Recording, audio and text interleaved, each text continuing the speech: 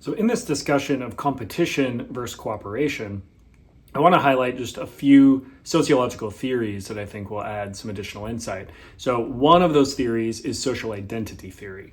And this really emphasizes the kind of in-group and out-group nature of what contributes to either competition or cooperation.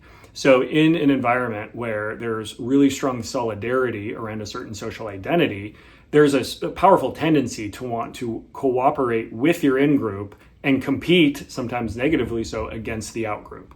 You can see this in small ways in like sports rivalries, certainly. But think, for example, of our political world here in the United States, right? We have two dominant parties, and most people are a member of one of the two parties. And the more that social identity really takes root in someone, the more likely they are to cooperate with people that share that and compete against the out-group, people that do not share that. They'll villainize the other and view aggressive competition as justifiable against that out-group. Whereas if those political rivalries weren't as strong, then maybe there were multiple parties, for example, there might be a greater tendency to collaborate cross groups because you build a coalition and that's how you're more likely to get something done. But when you just have two primary parties, then this is an example of how that can emphasize competition to the out-group and cooperation to the in-group. Now, a second one that I want to highlight is that we can be socialized more into competitive or cooperative ways of being, socializations. So you could imagine a culture that highly sort of favors super competitive people or industries. You're going to go into law, highly competitive field. If you're very competitive, that's an asset, right? But in other fields, maybe social work, for example, competition is not as helpful, maybe nursing, right? And so it could be an industry, it could be a whole society, it could be a family, but we can be brought up in and taught to value a more competitive socialization or a more cooperative socialization. So there are individual factors both on how we were socialized, but also the groups that we find ourselves in and what is favored more. Somebody who's highly collaborative in a super competitive environment, might not get very far. All their ideas will be taken credit for by someone else, or people will backstab them, try to get their positions, what have you. So competitive versus cooperative socialization is another feature to consider. And then lastly, I want to touch on the importance of social capital. So we know there's different kinds of capital, economic capital, cultural capital, but social capital has to do with the network of relationships we have that can be productively applied to some purpose, right? So if you're trying to get a job, for example, it can be very helpful to have a strong professional social network to help you find information about a job or get a reference or what have you.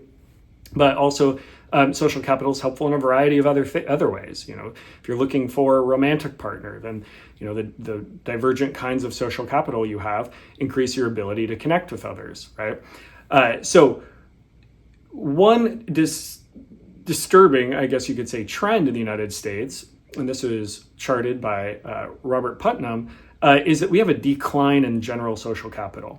Now we have an increase in just connections thanks to social media apps. You might have lots of friends or followers on apps, but we tend not to join organizations and groups as much as we used to.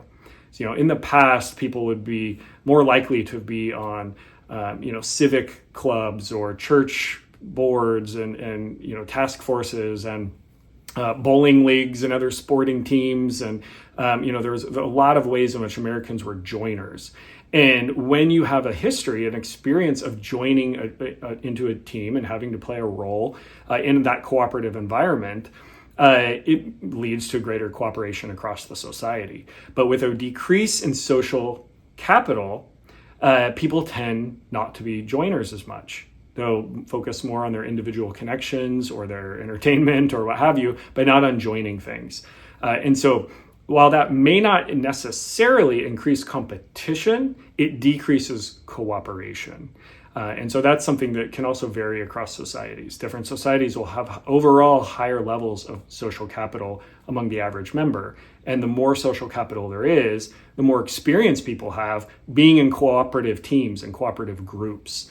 And so that's a feature across societies that's also very important.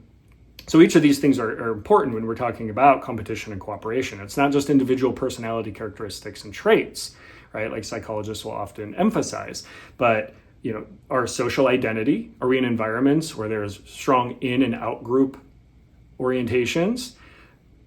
Cooperative and competitive socialization. Did you or your subgroup get socialized to favor competition more or cooperation more? And then what's the level of social capital in your life, in the community around you, or in your society as a whole? Because with more social capital, there will be a tendency for greater cooperation, and with less social capital, there will be a tendency for less cooperation among groups.